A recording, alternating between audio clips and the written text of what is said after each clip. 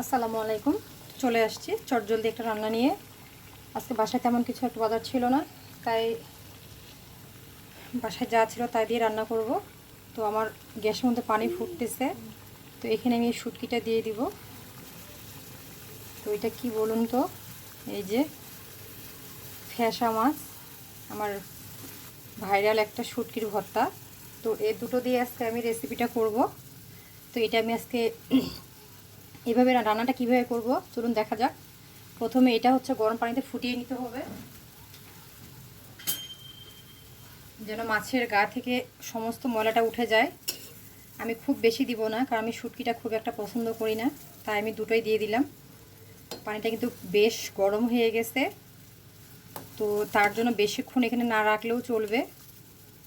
আমি এটা এখন আস্তে করে গ্যাসটা অফ করে এটা নামিয়ে নিব, কারণ পানিটা বেশ গরম। দেখুন মাছটা ফেটে গেছে, তার অর্থ এটা হয়ে গেছে। তো চলুন একটু পরে আসা যাক। তো দেখুন এটা আমি পরিষ্কার করে নিচ্ছি। এই যে আমি গরম পানিটা ফেলে ঠান্ডা পানি দিয়ে নিচ্ছি, আর একটু ঘষে নিচ্ছি। তারপরে মাথাটা আমি কেটে ফেলে দিব, দেখাচ্ছি আপনাদেরকে। আর এটা আমি এভাবে কেচি দিয়ে কেটে নিচ্ছি, স্লাইস করে কেটে নিব এইভাবে। তো বাকিটা পরে দেখাচ্ছি।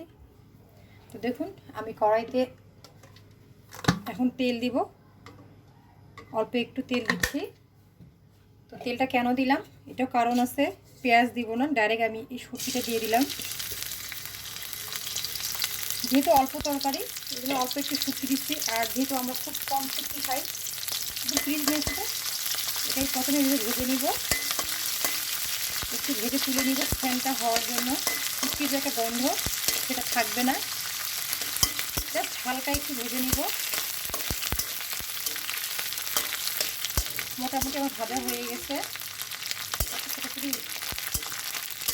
ভাজা মোটামুটি হয়ে গেছে আমার। এটা আমি তুলে নিব।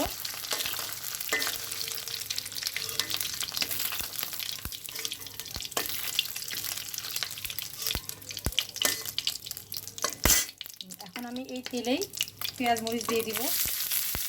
যেহেতু শুটকি সেহেতু ঝালটা একটু বেশি লাগে। আর এখানে আমি অবশ্যই শুকনো মরিচ অ্যাড করব।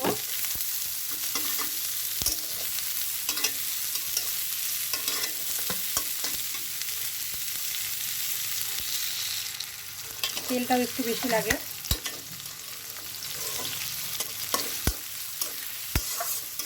এটা আস্তে আস্তে ভাজা হোক, ততক্ষণে আমরা ঘুরে আসি অন্য কাছ থেকে।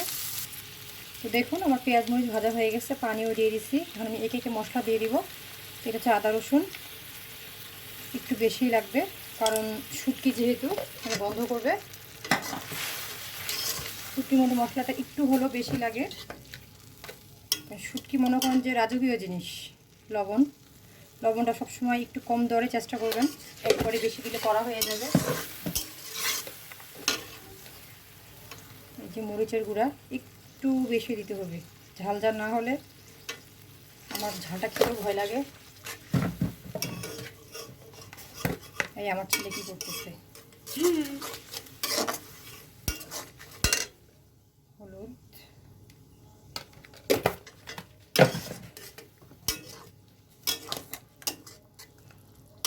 ধনিয়ার গুঁড়া। এখন এগুলো আমি খুব ভালোভাবে মিক্সচার করব আর খুব ভালোভাবে কষিয়ে নিব, ততক্ষণে ঘুরে আসি অন্য কাছ থেকে।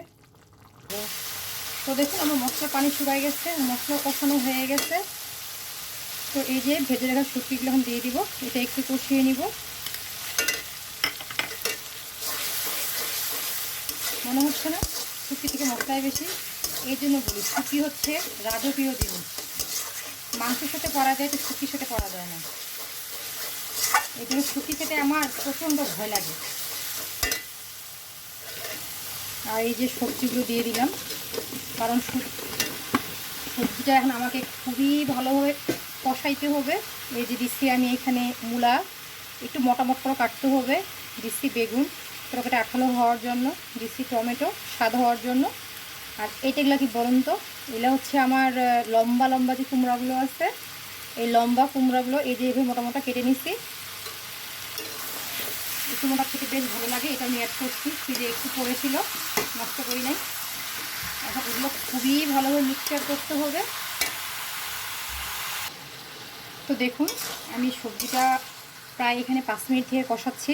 তারপর একটু শ্যামটে গেছে, এটা আরও কষাইতে হবে, কারণ এটাতে আমি পানি দিয়ে দিব সিদ্ধ করার জন্য।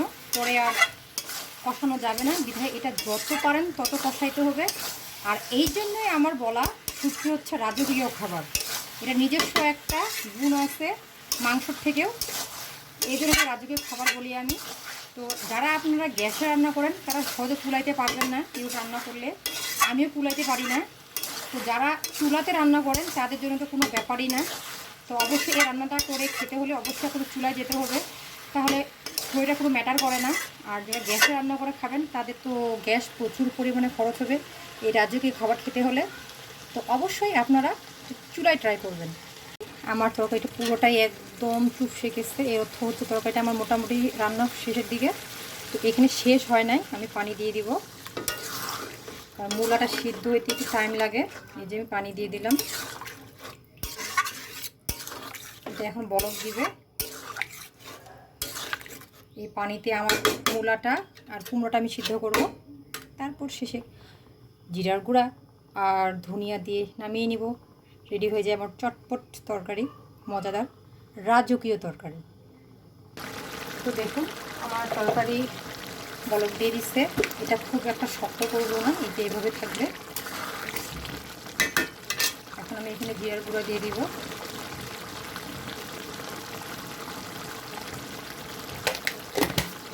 তার সাথে এই যে ধনে পাতা,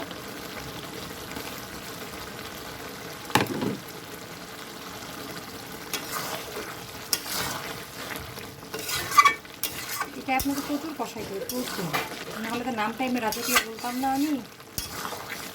এই যে আমার রান্না শেষ, আমি গ্যাস স্টপ করে দিলাম।